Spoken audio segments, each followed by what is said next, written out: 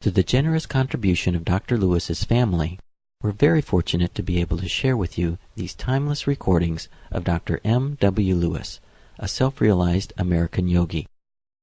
Dr. Lewis was Paramahansa Yogananda's first American disciple and dearest personal friend. The wisdom Dr. Lewis imparts through these teachings will give you a dynamic and practical insight into the ancient science of yoga as taught by Paramahansa Yogananda.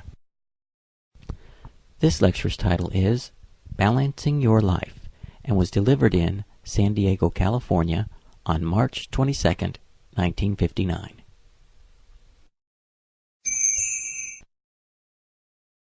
Balancing your life. Balancing your life, a very important subject. The first thing to realize is, or rather take notice of these two things. First, we have to realize what we are. Secondly, the goal of life. If you know these two things, it'll help you very much in balancing your life. Let us take first, what are we? What are we, really? We are spiritual beings. And that includes, of course, the fact that we are human beings. And as human beings, we have to take care of this bodily vehicle, otherwise we won't enjoy the pangs of hunger and such things. We have to do that. But we also have to take care of the spiritual side of us.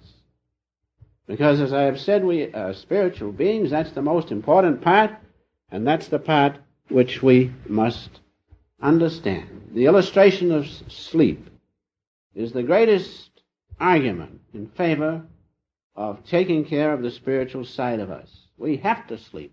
We have to go back to God every night. If we do not sleep, we will die. Therefore, you can see, and I can see, how necessary it is to take care of both sides of our being. The human side, the bodily side, so to speak, and the spiritual side. It is very necessary. Unless you take care of your soul, your mind will not benefit as it should from your being a divine being, unless you take care of your soul. And ignorance of the soul is the greatest sin. It's the greatest disease. Therefore, we must understand this, that it is absolutely scientifically necessary to take care of the spiritual aspect of our being.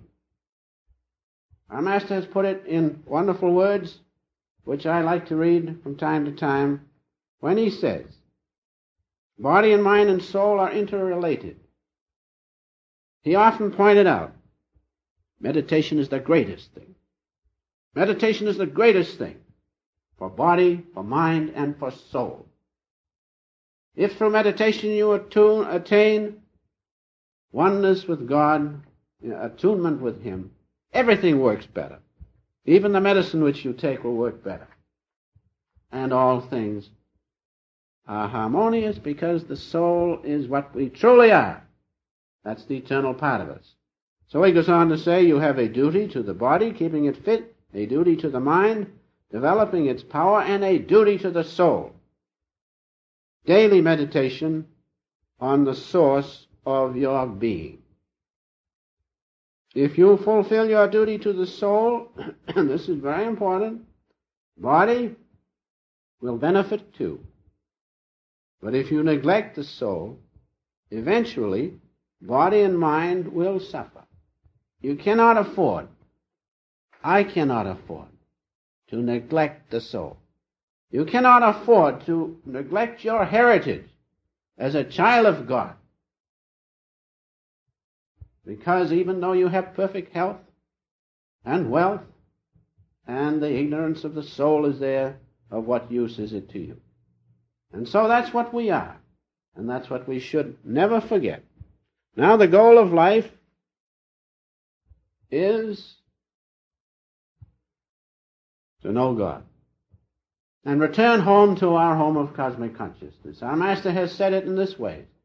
Your home is not here on earth. We're here all right. We have to play our part here. But your home and my home is not here. Our home is with the infinite Father in his great light and in his love. And in that we will find peace.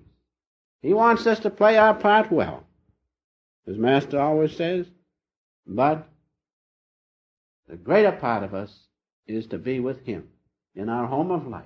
If we can do that here, while in this existence, there'll be no trouble to go on and consciously know that home of life, and to be consciously with the one Father.